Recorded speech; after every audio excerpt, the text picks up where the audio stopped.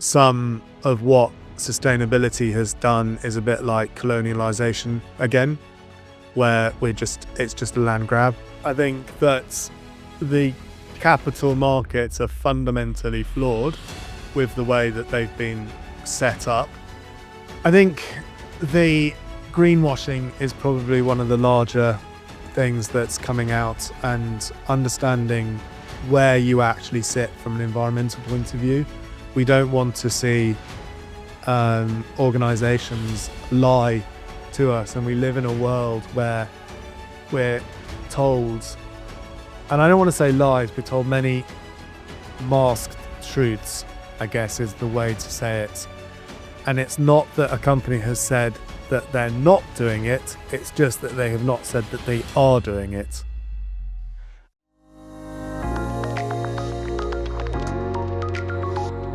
Hi there. Welcome to Business Leadership Podcast. In this podcast, we interview successful business leaders and industry experts to help you grow your business. In this episode, I had a discussion with Will Richardson, founder and a chief innovation officer at Green Element, an environmental management consultancy based in London and Edinburgh. Will's team of environmental analysts advise organizations on energy benchmarking and management, carbon footprint, energy procurement, environmental management, and meeting statutory requirements. Green Element Group has been helping organizations to deal with the various compliance challenges, including sustainability.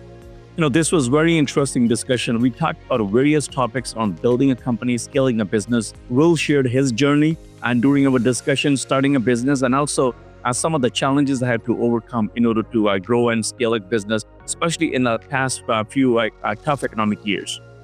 We discussed various different topics, including talent management, staff training, leadership, communication, sustainability, and many other topics in order to scale a company.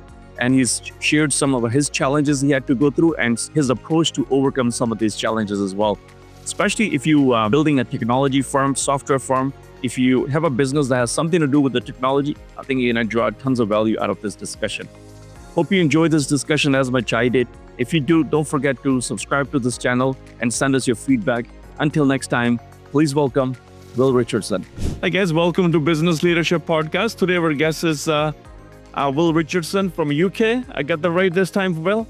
Thank you so much for...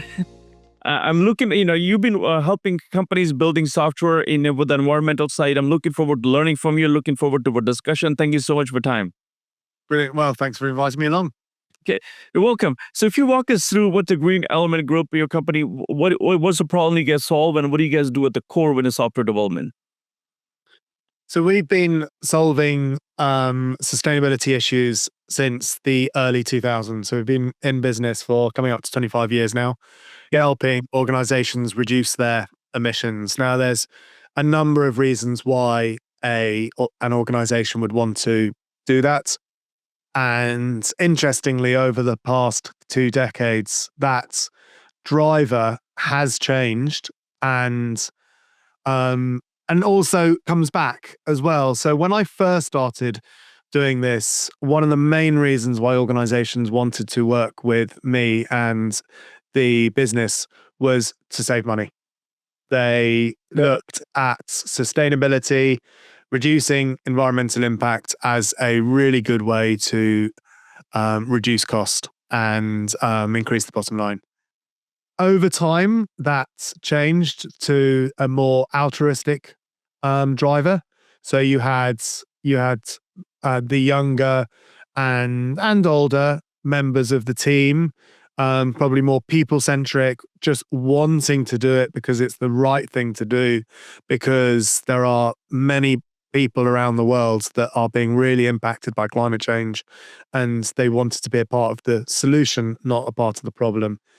I think in today's current climate, the drivers have come a bit back to commercial, to be honest with you, but we're also seeing a drive from a risk point of view. Largely the large FTSE 100, FTSE 250 companies are looking at risk within their supply chain and across their way of doing business, but in equal measures to understanding that the demographic of the companies, i.e. the people who work within them, and also stakeholders. So maybe clients or shareholders are also wanting to drive more sustainability measures through the organization from that precursed altruistic point of view.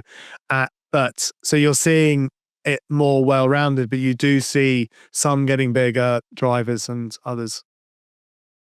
Mhm. Very interesting.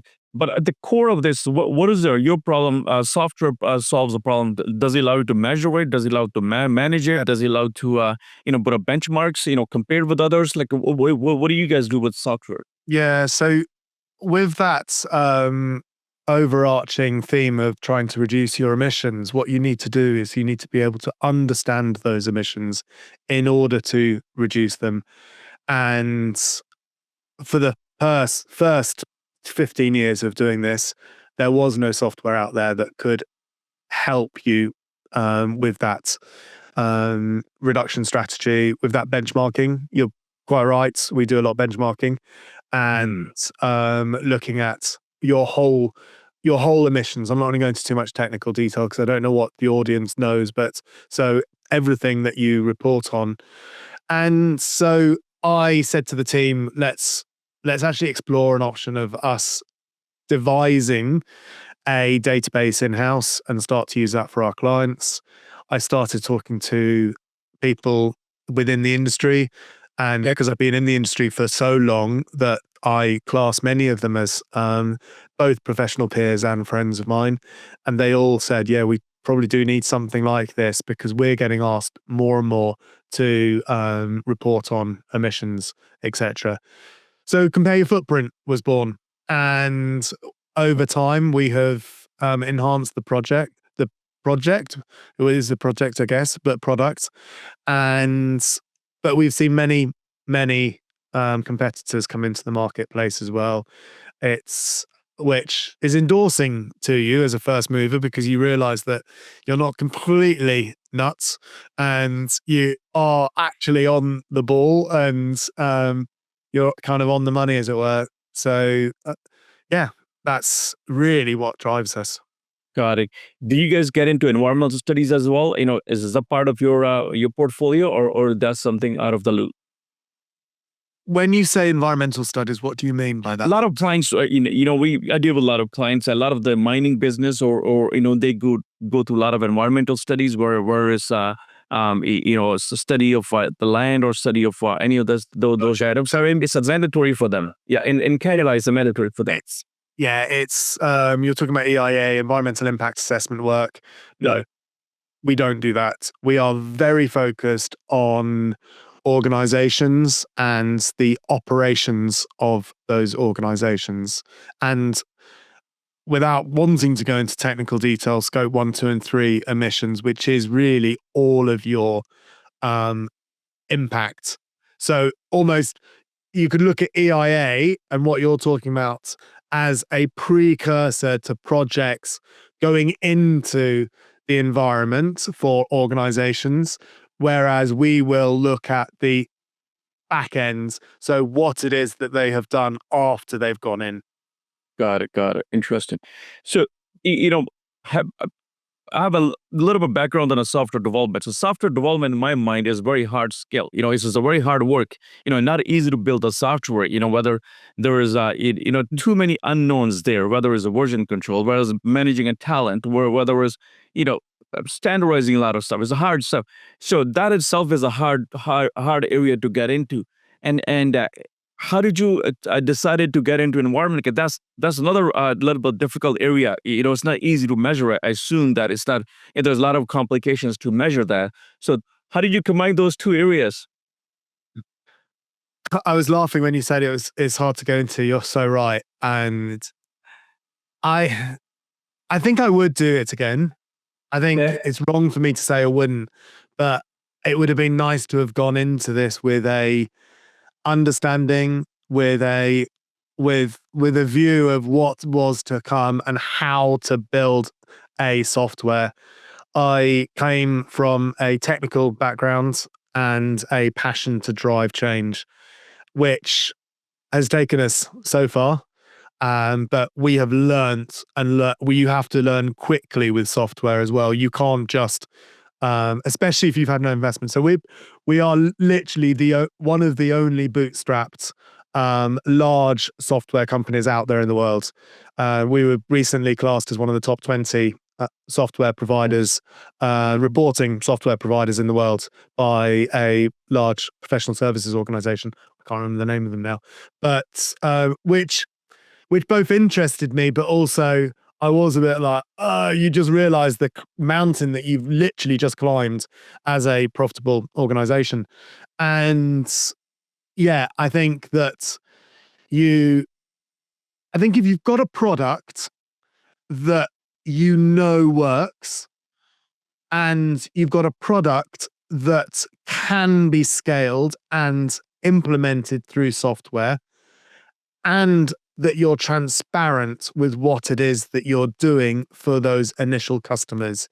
One thing that I have seen in our industry, and I believe it's fairly prominent across all industries, is you have consultancies like ours that move into the software space, but what they are doing is they are employing people behind the scenes to run the software, data manipulation or data, except that stuff behind the scenes, but not telling anyone. They're just saying, oh yeah, we've got a software, when in fact they don't have a software. They've got a veneer with a bunch of people behind it, peddling that software. We never did that.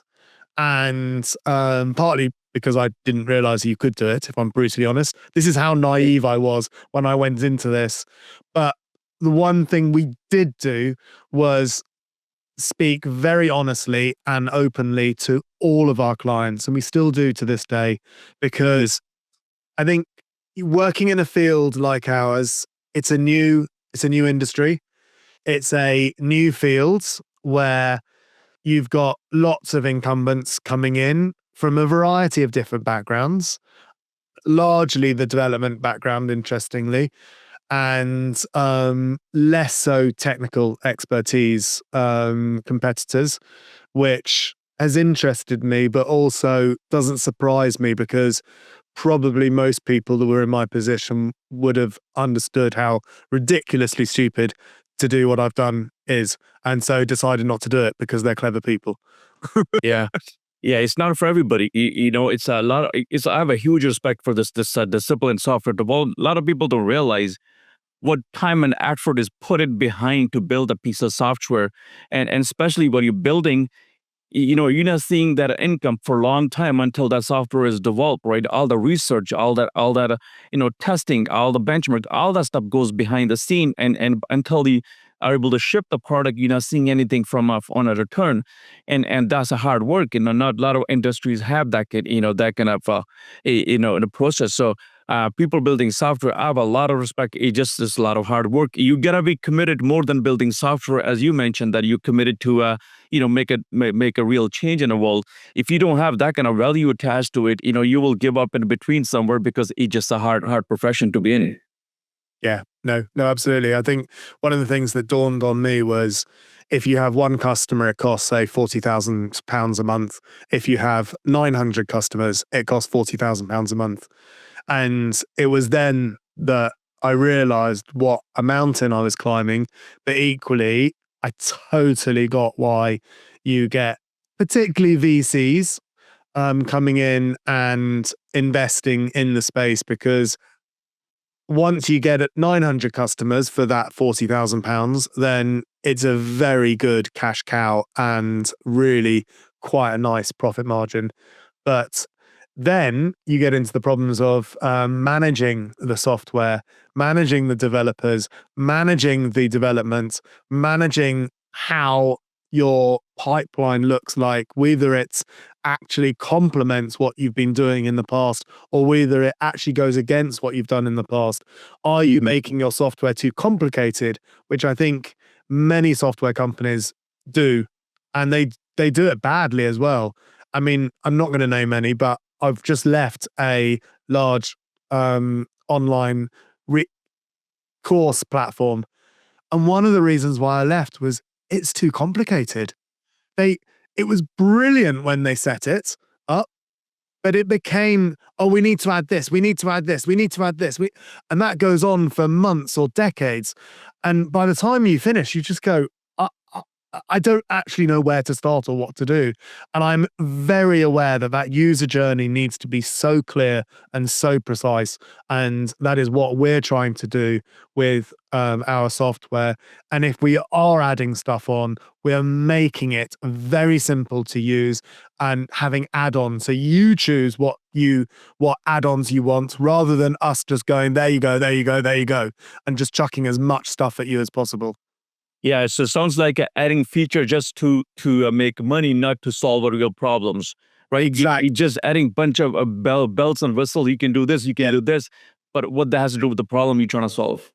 Yeah, exactly. And I think that comes down to profit margins, and probably organizations, softwares that are doing that have good profit margins, and feel that they need to justify those profit margins in one form or another. Maybe it would be very interesting to have a look at what is going on, because I think software is such a new type of organization, isn't it? And I mean, in reality, we've had software companies in its current phase around for 10, maybe 20 years. I know that the larger software companies have been around for, 50 years, 60 years. But in reality, the small scaling and large software companies now have only been around for about 10 years. And Yeah. it's a learning curve. And it's a changing curve as well, right? As to your point, it's not a so much of a code that we put in, but it's a problem you solve. The business intelligence that you bring to the table, and all that the know-hows and all the experience you put behind the software. I think that solves the real problem with the assistant of code eventually. But I think that solving problem and understanding business the way we understand today, that compared to 10 years ago, that's changing over time. So that there's a need for new software to solve those problems. I take it, right? Yeah, no, absolutely. No, absolutely. And I think we're becoming much more clever with what it is that we can do. And I know everyone is talking about AI, and we talk about it in the team. And I put inverted commas in with AI because actually it's just a bit of clever mathematical modeling at the moment. That's really all it is. And we, in reality, have probably been doing AI for the last 10 years, but we just didn't call it AI at that point. Yeah. But I think with the acceleration of growth and with what we can achieve through this new development, and will be fascinating to see, and will really impact what it is that we are doing. And I think for the better, personally, but it depends on how we structure ourselves as cultures, though, with regards to that. I mean, you, we have to remember, one of the reasons why we work 5 days a week and not 6 days a week was because Henry Ford put in a manufacturing process with machines and went, we don't need a 6-day week anymore. We now can work 5 days a week. Now, Mm-hmm. can we not talk about that? Can we not talk about why Henry Ford did that, and what it was that drove him to do that, and maybe put it into our own culture? Maybe we should be working 4 days a week with this increase in productivity that we'd be able to achieve. Very interesting. What are your thoughts on AI, the way it's coming to a software development? You mentioned a little bit about that, and we've been doing that. As software developers, we understand that it just takes, staging a bunch of software functions to calculate complex problems. But do you think it's a hype in a lot of products? Every product you see these, there's AI enablement feature in it, right? So you think a little bit hype more than it should have been? Yes, I do. But then I do talk to investment organizations, VCs, PE, etc. And you've got quite, I'm not going to say simple, although I've just said it, but probably uneducated people within a particular space trying to make money in that space. And when they come across a term like AI, they're more likely to use it. And the problem that you have with that is you they are dominant, they are the power keepers in that relationship that any of us talk to, because they have that money that you need in order to scale your business. So therefore they almost will control the flow of words that come through to you, and therefore your language will probably change to that power dynamic, which is why we're using AI so much more in software. Wow. Yeah, no, that's what you see everywhere these days, right? It just labeled on every product out there. It doesn't matter you buy CRM, you buy any, ERP system. Look, there are some features. I'm denying that there's some features built into that, to do some research on your behalf. But most often it's just a little bit hyped and just use that to sell the product. Same thing we did with security for a long time. We did the cybersecurity for the same time. It was sellable at that point, right? We simply just overuse it. Good stuff. Are you guys looking to incorporate that into your software as well, Bill? Absolutely. I mean, of course, you would be remiss not to, really, and it would be a bit of a head plant moment in maybe 2 years' time. It's working, or even 6 months' time, because it's moving so fast. And of course, you've got to put it into your pipeline. It makes complete sense, because it is such an amazing way to prioritize and to simplify your product offering in a way that was not imagined maybe 2 or 3 years ago. Wow, very interesting. Especially the data side of things. I think you can understand the data the way we never understood before, right? Function and features could be the same, but the way interacts with the data, I think that could be incorporated with that, right? Yeah. No, absolutely. I mean, I think data is, and this comes down to the fact that it's quite simple at the moment, isn't it? That data is the core part of what AI can use. But yeah, I'm watch this space, our pipeline is all over it. I would imagine everyone's pipeline's all over it. I do question some of my sustainability peers that talk about AI as an evil, and they don't want to even go near it. And I can understand where they're going with that, because the ethics and the morality around AI is incredibly nuanced and quite scary if you look at it. But necessary evil? Yeah. Possibly. Should it be a necessary evil? No. We need to have more balance and checks in place in order to provide a better AI pipeline, I guess, for want of a better expression. And I think Keir Starmer in the UK is definitely tackling that with their recent AI get together. I was going to call it what it actually was called, and now I can't remember what it was called. So, nothing like making myself look a bit silly, but I think it's for us as the professionals also in this space to question it, to work on it, to talk about it amongst our peers, because that's how change happens. Change doesn't happen because we sit on the sidelines and watch it changing. Change happens because we get into the game and we communicate to people within that game, and we play the game as well. Got it. So, I was thinking about from a software development standpoint, well, how do you manage? Because it's the landscape in AI has changed so fast. Every day you hear and something new came out. So, how do you manage that changing landscape outside, and then you have to incorporate the changing. You have to stay up, and current with what's going on in the AI as well, right? Not only software development, but on the AI itself. So it's changing too very fast. How do you manage that from a software development standpoint? Well, it's a tool, isn't it? I mean, if you look at it as a tool, and if you look at your pipeline as solving a problem, you can use that tool to solve that problem. So you just use it. Okay, tool. Yeah, I see. Yeah, because every day you hear a different news. There's a new implementation, there's new applications of that, right? But if you just use it as a tool, I guess you don't have to change. But it is a tool. It is a tool. At the end of the day, it's a tool. You can.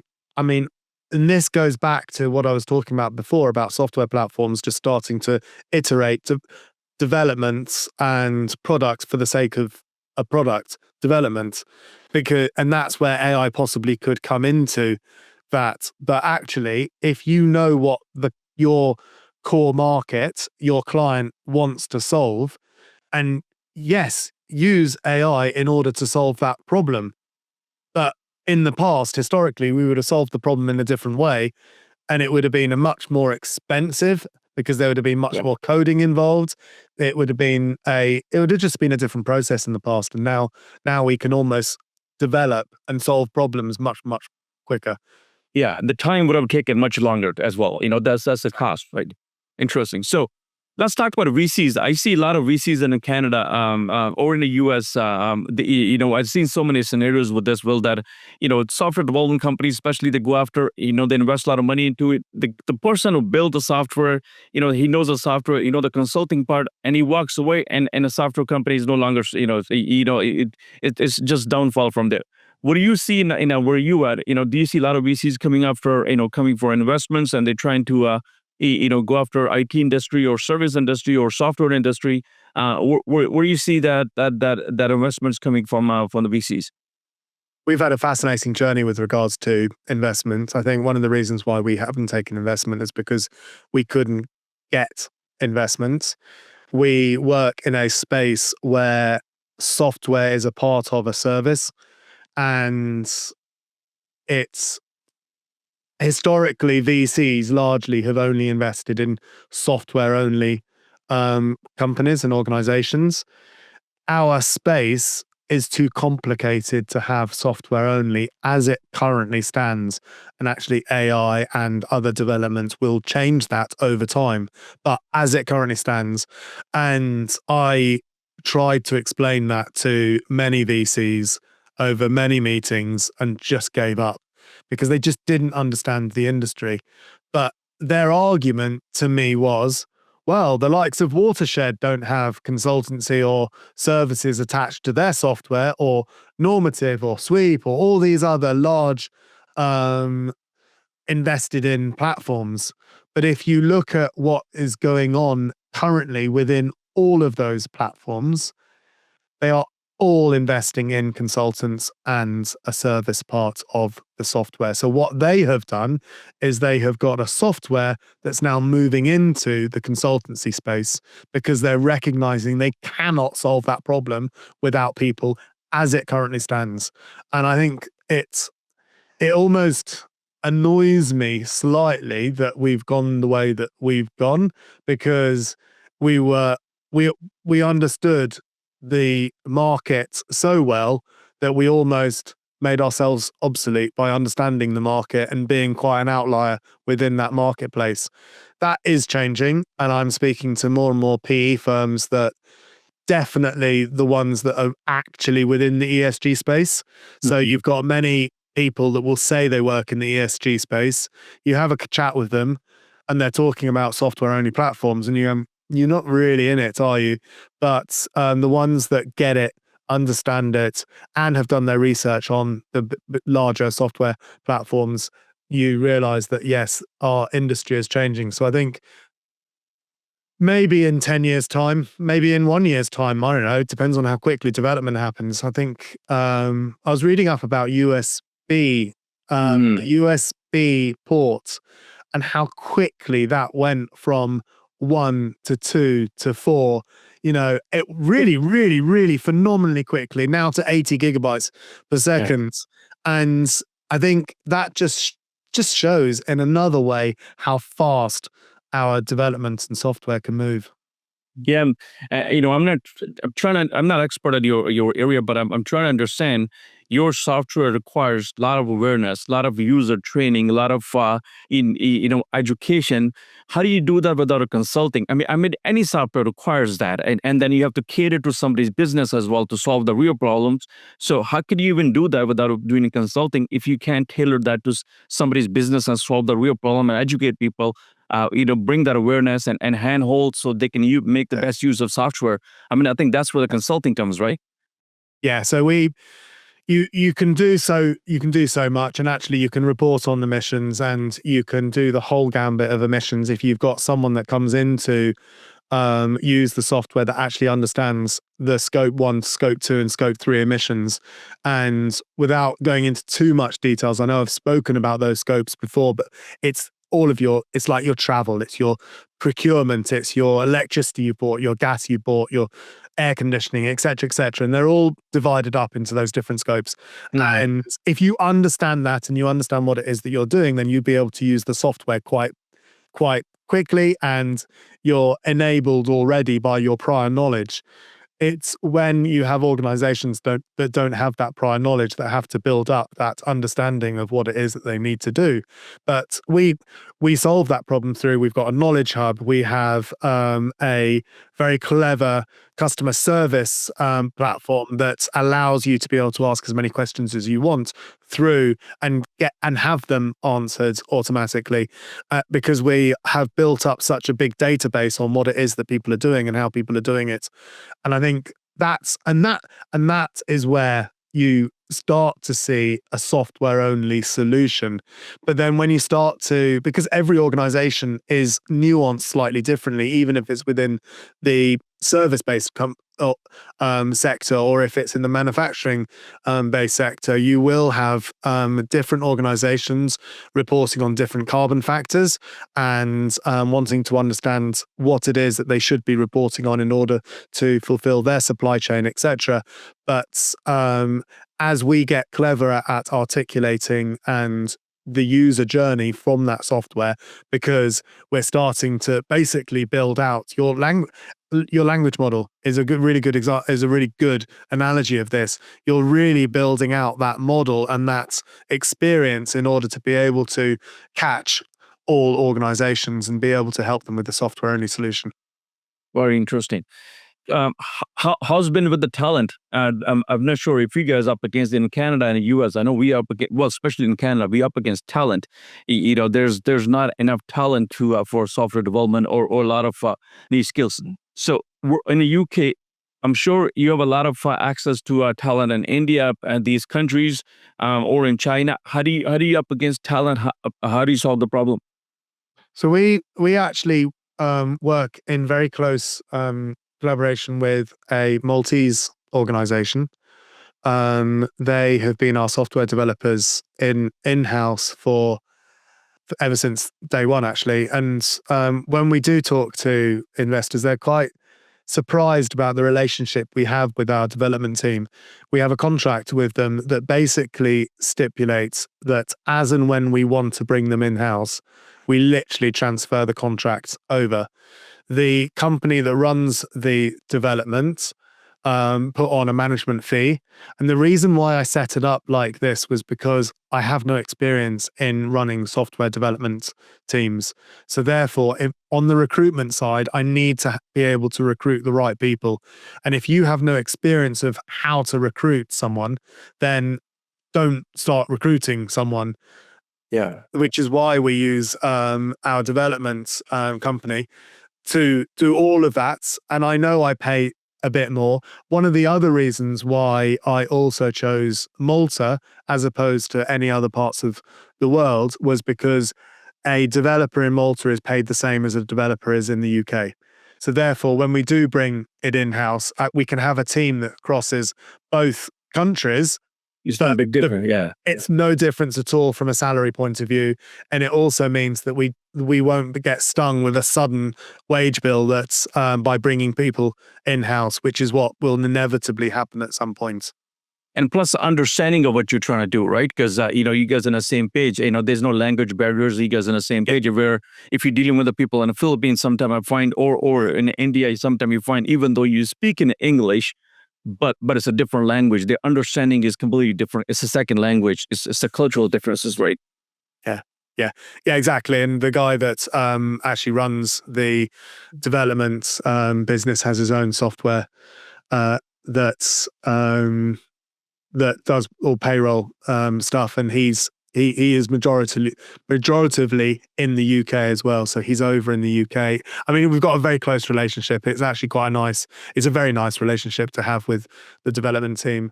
But on the back of what you originally asked was, do you have a dearth of developers? The answer is a resounding yes. There are not enough people that can do development.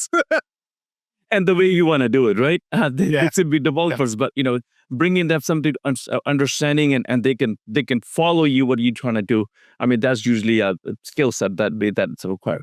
Yeah. But I'm lucky enough not to deal with it because our development company deal with that problem that's is definitely out there. Because I listen to them going, "Oh my word, we've got to get another developer, and I don't know where to get them from, and we need to do this." I'm like, "Oh, okay, good luck." It's a challenge. I hire people on an ongoing basis, for my service business, and it's easy to find the technical skills, very hard to find the soft skills, the business understanding, and solving a problem, problem skills. So soft skills are hard to find. Easy to find the technical skills. We can find computer science graduate from Philippines and India or other countries. They know all the technology very well. We can find it very quickly, but can they speak with the business leaders? Can they explain what they're trying to do? Right? That's sometimes a hard to solve problem.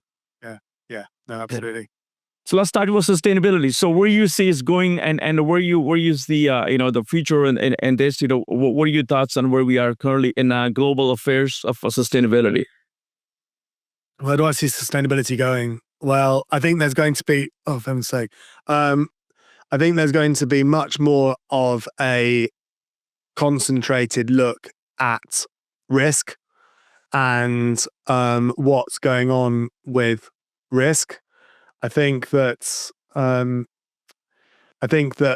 supply chain is going to be looked at more and more. I think that we will see organizations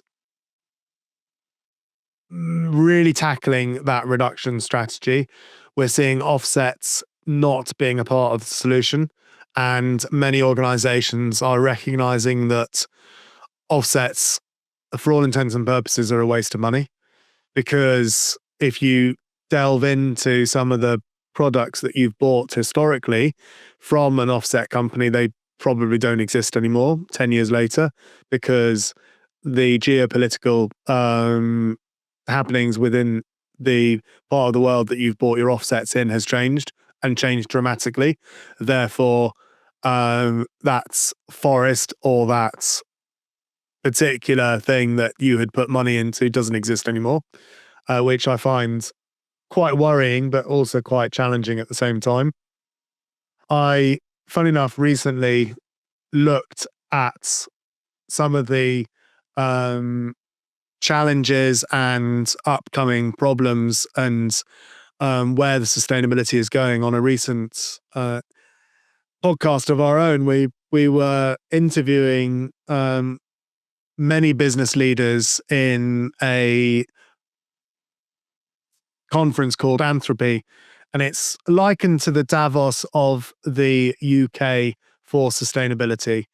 And we were in a wonderful position to be the main media provider there, interviewing all of the speakers and asking the same question over and over, which allowed us to have huge insight into what it is that was found. And I'm just here, I didn't realize that you were going to ask, but lining, you were asking about what it is that is in the future. And that was actually, funny enough, one of the questions that we did ask. And I think the greenwashing is probably one of the larger things that's coming out, and understanding where you actually sit from an environmental point of view. We don't want to see organizations lie to us, and we live in a world where we're told, and I don't want to say lies, we're told many masked truths, I guess is the way to say it. And it's not that a company has said that they're not doing it, it's just that they have not said that they are doing it. And I think within the environmental worlds, we are waking up to what can be done and what has been done.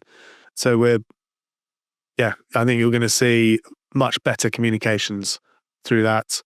I think the inequalities that have happened historically through offsetting and through other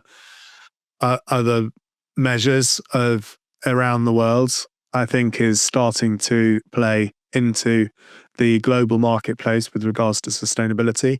I've heard, and I do agree, that I think that some of what sustainability has done is a bit like colonialization again, where it's just a land grab. We can't do that, so therefore we're just going to go off there and offsets or whatever it is that we're talking about. Yeah. So, you mentioned interesting unmask, company, they deciding what they do, what they don't do. How do you verify that, right? That's, you could do that from B Corp is one of them, make sure they all corporate to that, or let the capital of market decide, if they do something not, and been doing that for centuries, so if they just not honest or they're not doing the right things, the market will dry out, right? I think you're right to a degree. I think that the capital markets are fundamentally flawed with the way that they've been set up. And B Corp almost trounces that and really puts quite a big flashlight on the flaws of our current system with the way that they're trying to integrate organizations into it. I liken it to trying to build an organization with real strict walls around you, whereas if you took those walls away, you could be much more enigmatic and colorful and experimental. And I think that would be so much better for society as a whole, because I think that humans are inherently good people. What has happened is we've put cultural boundaries around us to stop us from, say, going to a 4-day week. For example, going back to what we were talking about with Henry Ford, I think in that time, he basically just went against the cultural norm and went, well, we're going to do that. And because there was such a powerful figure and company, kind of everyone else went with it because exactly. Yeah, yeah, yeah. Yeah, very interested. It's but I think some countries, if I'm not mistaken, that some countries in Europe do have 4 days a week. I'm not sure if I'm correct on that, but I heard about that. Some countries have 4 days in a week. And many companies in the UK do as well. We trialed it. I spoke to the team and asked them. I think the problem with doing it when you're a company of our size, so we are 40 odd people across the whole group. We're too small to do a 4-day week, because what we were finding was clients wanted access to companies 5 days a week. And there were situations that we weren't able to deliver that because our company is not big enough to be able to deliver 4 days a week. in my business, I've been asked to provide service 7 days a week. So Well, you need to stop that. I get a client asking me for 7 days a week. What time you get started in the morning? Can you run 24-hour shift? Because business run in a different time. But you can also put in boundaries as well. And I think, and that goes back to one of the reasons why I grew my business, was because when I was a one-person band, I didn't want to be there 24 hours a day.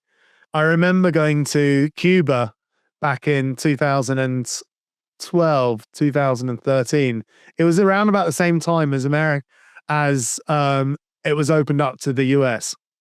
And they had no internet in much of Cuba. And if they did, you had to go to an internet cafe. And my other half, who I now have children with, was on holiday with me there. And she said it was probably one of the best holidays she's ever been on with me because I was completely off the grid. I wasn't able to talk to clients. I wasn't able to do anything. And isn't that sad? Yeah. Yeah. Interesting. Let's talk about the U.S. policy. Is the policy in the U.S. changing all the time? They're trying to figure out the tariff. They're trying to figure out a lot of stuff. Is that impacting sustainability or your side of the business? Does it have any implications? We've got a lot of large global organizations that that work and from the US. So yes, of course it does.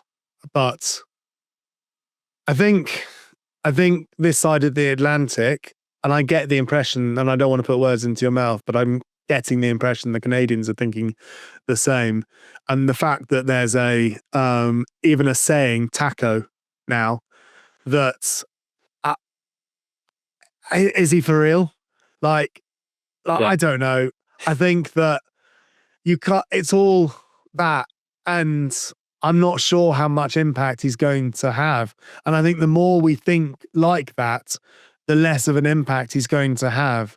I worry that so many people are putting so much credence on one man's voice that, quite frankly, comes from the Dark Ages.